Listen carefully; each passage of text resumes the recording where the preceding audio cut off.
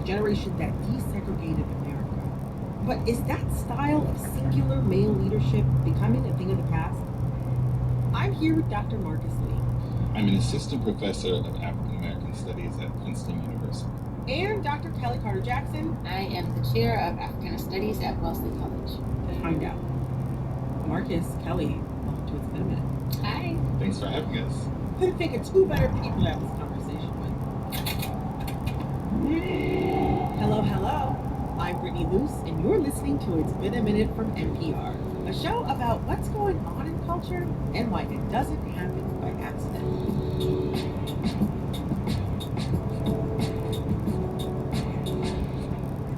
You know, when it comes to the civil rights tradition, there is a look and feel and a sound to leadership that's very familiar.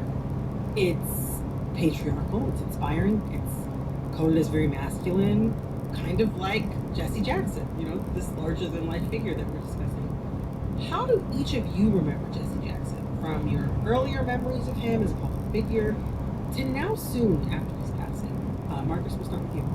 Whenever I think of Jesse Jackson, I think about the conundrums and questions that shaped Black political life between the Voting Rights Act of 1965 and the election of Barack Obama. And in many ways, Jesse Jackson is central to that history. Jesse Jackson represented what we might call the new Black politics. That is, the sort of transition from protest to politics in the aftermath of the Civil Rights Movement. The thing that always sticks out to me is his 1972 speech at the Gary, Indiana National Black Political Convention. Brothers and sisters, this is a beautiful occasion. Wherein Jesse Jackson sort of announced that Black people were a new colossus in world history, and he likened Black politics to a baby. We are pregnant. We are ready for change. And whether a doctor is there or not, the water has broke, the blood has spilled, and you Black baby is going to be born. That baby was Black politics. So I think about Jesse Jackson's oratory, and I think about what he represented for so many in that transitional period of American history. That's such an interesting reframe right there. Many people probably felt like it had been hundreds of years of collective struggle to reframe back Black politics as something that's in its infancy, really. And it feels like a moment of, like a moment of rebirth, rejuvenation, reminding people and maybe almost inspiring people like we are at the beginning of a great journey. Yeah, I think that's right. Yeah.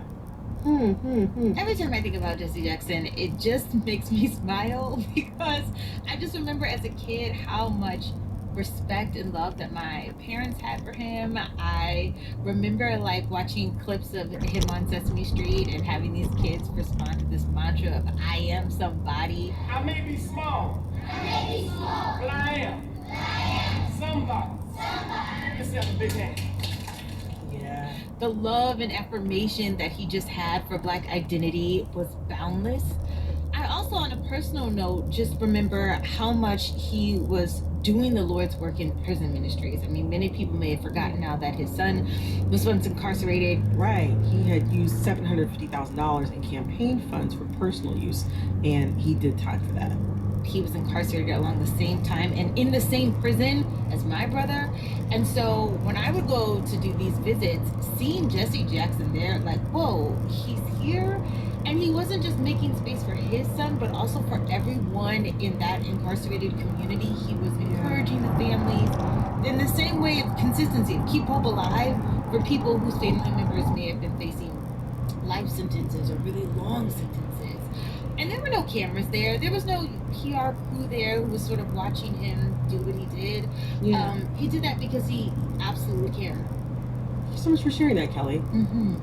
What are the advantages and disadvantages of that archetype? And how did Jesse Jackson adopt it or reject it? That's a good question. We got the size here. You have to cook. I mean, I think in many ways, Jesse Jackson was very interested in living into this archetype.